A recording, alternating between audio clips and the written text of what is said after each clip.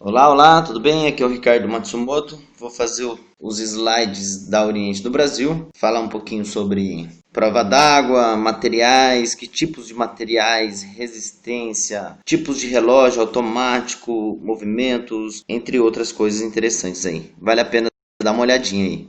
Vamos lá. Como o slide é da Oriente, é lógico que eles vão falar da empresa e é um slide bacana, porque ele mostra que a força da Oriente é uma empresa presente em todos os continentes do mundo.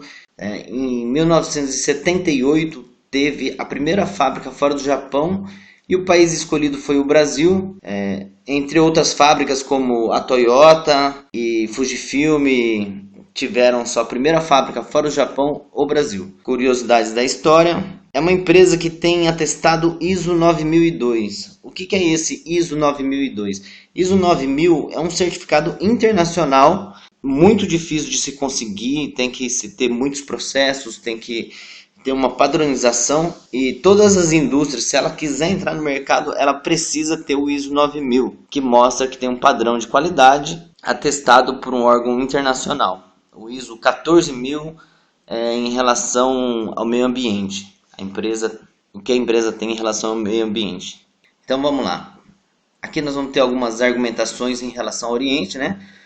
Por que Oriente? Porque é uma marca japonesa, há mais de 60 anos de existência, é detentora de tecnologia própria em movimentos automáticos, ou seja, ela mesma faz as máquinas dela, presente em todos os continentes, em mais de 100 países, maior fabricante de mecanismo automático do mundo, cristais Swarovski, todos os cristais que tem na Oriente, pegou um relógio, tem pedra, é Swarovski, tá certo? Isso aí é bacana de saber porque você não fica na dúvida. Se for Oriente, é Swarovski. Uma outra situação, a Oriente também só fabrica relógios de aço. Ela não tem relógio com caixa de metal. É proibido pela Oriente do Japão. Pegou Oriente, é de aço no mínimo. Uma marca Top of Mind, pela Folha de São Paulo. Ou seja, é uma marca muito conhecida.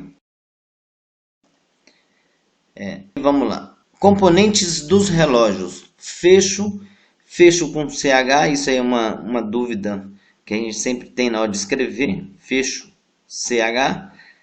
Pulseira, coroa, é aquele botãozinho do lado de arrumar a hora. Mostrador, número index, caixa, aro e ponteiros.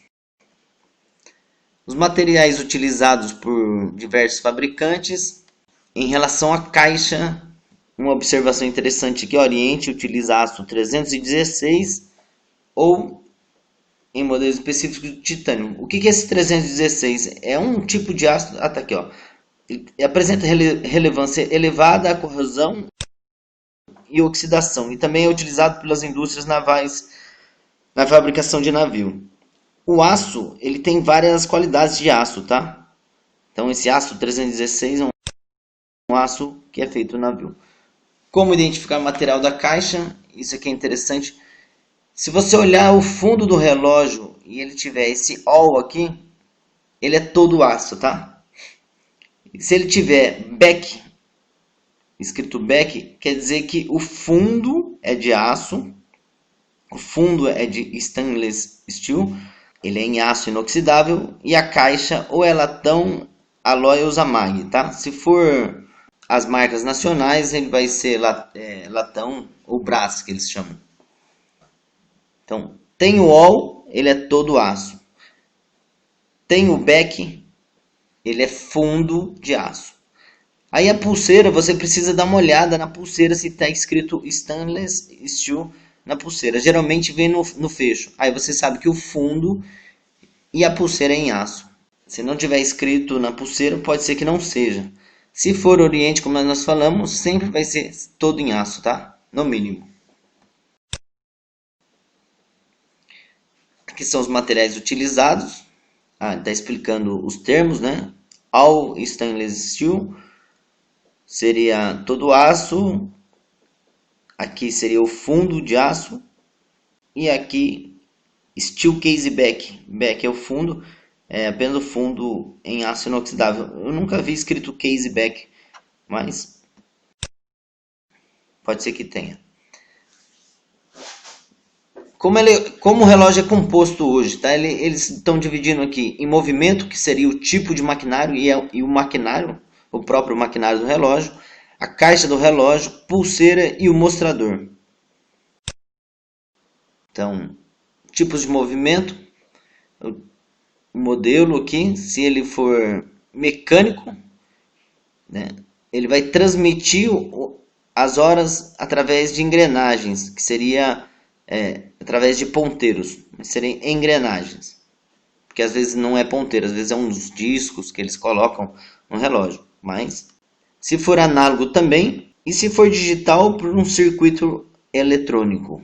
Tá? A oscilação, o que faz dar o segundo, o tipo do relógio, o que faz dar o segundo, aqui ele pode ser por balanço, no caso dos automáticos, por cristal de quartzo, oscilador, e no digital também por quartzo. É usado o quartzo para calcular o segundo, tá? A força utilizada aqui seria mainspring, seria mola. O que movimenta esse tipo de relógio seria mola. Esse relógio bateria e o outro bateria. E aqui a precisão do relógio.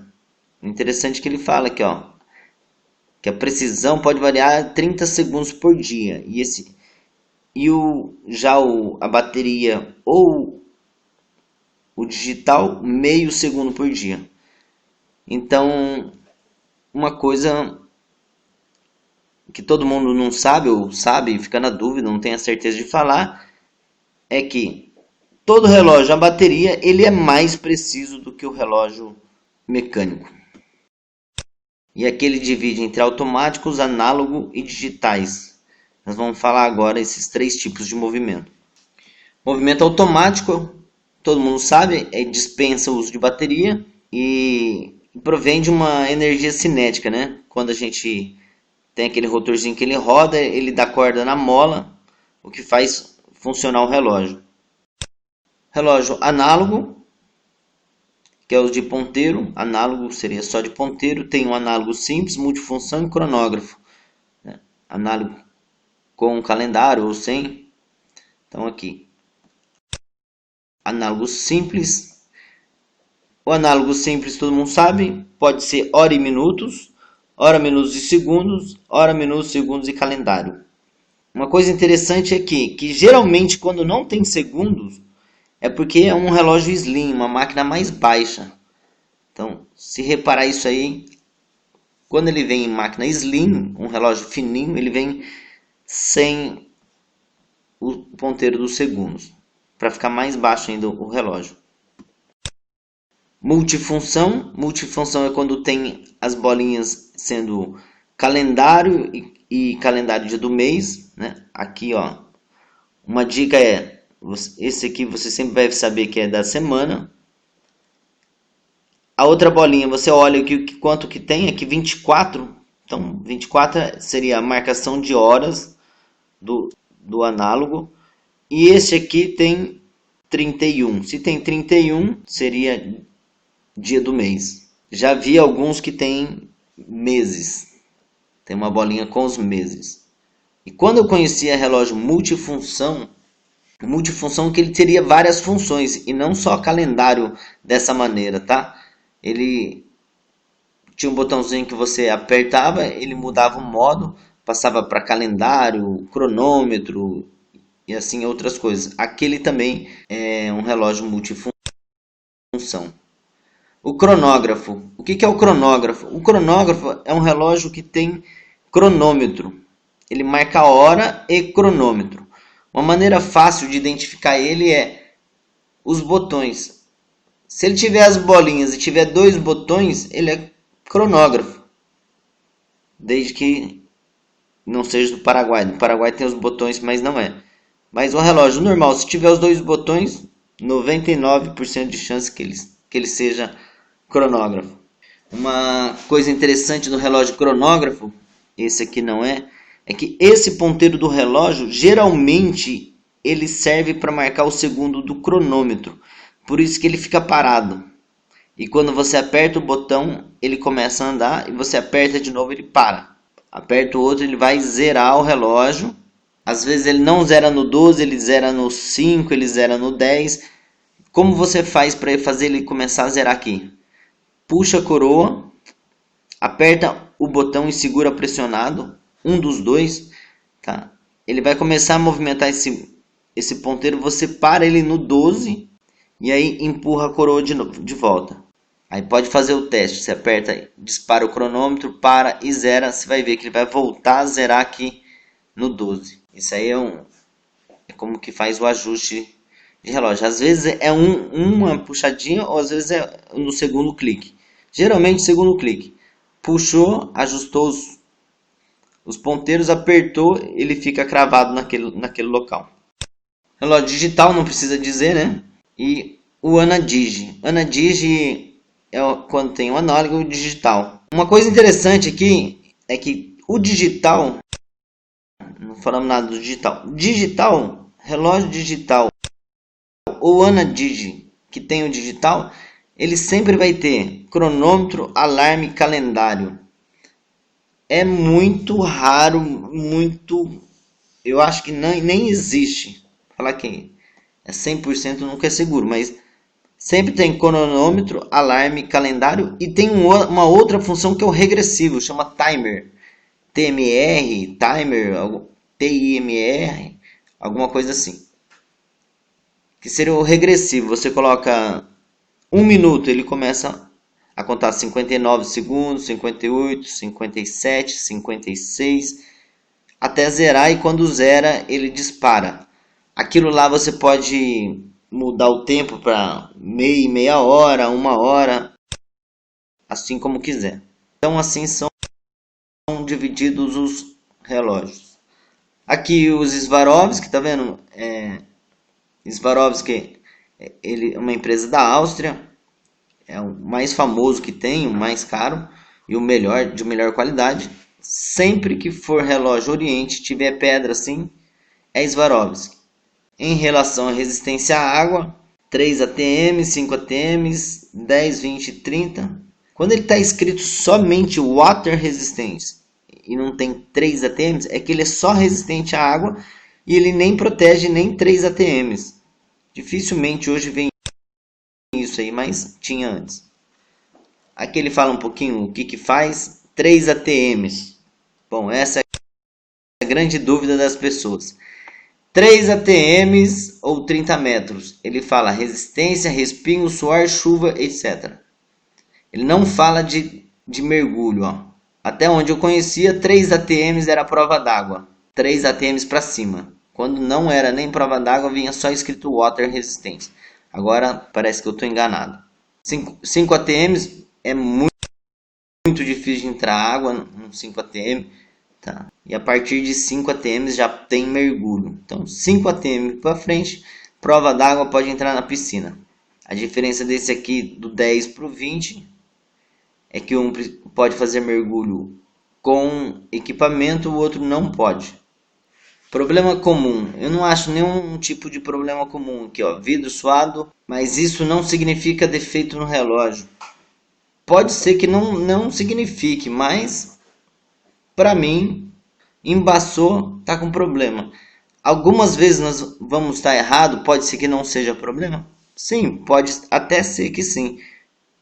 Mas praticamente todos os relógios que a gente pega embaçado é problema de água. Então é melhor errar nos que não são do que errar nos que são. Embaçou, pega assistência, problema de entrar água. A primeira coisa que vocês precisam ver é a coroa, tá? Dá uma olhadinha na coroa. Geralmente, se não tem nenhum trinco no vidro, entra pela coroa. E aí a coroa foi batida, você vê que ela tá torta e na hora, no momento que você pegar o relógio dele, você já pode até mostrar para a pessoa, se tiver bem marcado, tá? Se tiver bem nítido. Se não tiver, já senta e conversa, chama o gerente e vê que prova d'água 5 ATMs seria prova d'água, 3 ATMs já não seria tão prova d'água assim, mas dá assistência. Cuidados especiais, não puxa a coroa ou acione o botão imerso na água. Lavar ou enxugar o relógio após o banho de mar, isso ninguém fala, é bem bacana, que quando você vai nadar para o mar, é bom passar uma água nele depois. Não usar em sauna ou banho de chuveiro quente, isso é bom evitar banho de chuveiro quente. Ah, o banho de chuveiro quente entra água, entra vapor? Não, não entra água, não entra vapor. Mas ele faz com que o relógio estrague e seja decomposto de uma forma muito mais rápida, principalmente se tiver pedra, ou começa a descolar pedra com mais facilidade. Poderíamos dizer assim, como se deixasse o carro todo dia no sereno. Você vai ver que com o tempo ele começa a perder toda a tinta, ele estraga mais rápido. Evitar contato com produtos químicos, solvente, tintura de cabelo, cremes de mão e perfume. Bom, o que mais dá problema aqui, solvente e tintura de cabelo não são, né? O que mais dá problema é creme de mão. Às vezes passa e acaba esbarrando no relógio. Perfume, pouco menos. Vamos falar de folhação. Folheação, né? Com LH. Folheação. Folhação é a cobertura de ouro, prata, entre outros metais, que pode ser empregada sobre o metal base, tanto nas caixas quanto nas pulseiras dos relógios. A espessura dessa cobertura geralmente é de 3 microns. 1 micron é a milésima parte do milímetro, ou seja, pega 1 milímetro, divide por 1000, é a espessura de 1 micron. O processo de foliação é como aquele vídeo que, quem viu o vídeo de antirreflexo vai lembrar disso aqui. Ó, o processo de foliação, o banho se dá através de um processo chamado eletrólise ou imersão. Eletrólise é um processo químico, onde coloca o relógio, liga lá, é um processo meio eletrônico, tá? E aí você carrega ele de positivo ou negativo, não lembro, e ele acaba atraindo o metal, e o metal vai grudando assim no outro metal e vai fazendo a foliação. Imersão é como pegasse uma lata de tinta, imergisse ele e tirasse, como se fosse pintado mesmo. É grosseiramente falando, mas é mais ou menos isso aí. Cada camada de ouro equivale a 1 micron. Essa aqui é a representação, mm. Está falando aqui que não pode entrar em contato com a água. Sim, é bom evitar, né? Cosméticos ou ácidos. As etapas de foliação aqui, tratamento da caixa. Então aqui é aquele vídeo do antirreflexo, onde o produto entra num tanque de água, ali tem um banho químico para tirar toda a sujeira, depois tem um banho com detergente para tirar toda a graxa, não pode ter nenhum vestígio. Banho de níquel, níquel é um metal prata, 8 microns de níquel, por cima do níquel vem um banho de ouro 16, um outro banho de ouro 18 e outro banho de ouro 23. Resultado 3 microns. A marca da Oriente possui de 3 a 5 microns e os Lince todos são 3 microns. Dicas para atendimento eficaz. Bom, aqui ele fala da anamnésia, identificar classe social, ramos de trabalho, hábitos de consumo, isso é extremamente importante. Vínculo com o cliente, né? Que tipo de vínculo? Quando o cliente é tímido, ele tem que ser firme e decidir por ele. Quando o cliente já não fala muito, a gente precisa decidir por ele. É lógico que cada caso é um caso, né? O bom vendedor nunca nega um conselho, ninguém pergunta alguma coisa para alguém que não confia. O cliente sabe tudo, o bem informado elogie, ele nunca pode ser contestado. O cliente sabe tudo, apenas elogie ele. Aqui o vendedor, o teimoso, né? Ele quer respostas práticas. Quando a pessoa é um pouco teimosa, a gente acaba sendo mais teimoso ainda, porque tudo que ele quer que você responda sim ou não, é melhor ou é pior, compensa, não compensa. Ele não quer que explique nada. Ele vai perguntar e ele quer que você dê uma resposta, de preferência com meia palavra. Se a gente não faz isso, a gente é mais teimoso, que a gente sabe que ele é dessa forma. Seja um consultor como uma mãe. E aqui o poder numa negociação é a capacidade de ser acreditado. Isso eu acho extremamente importante.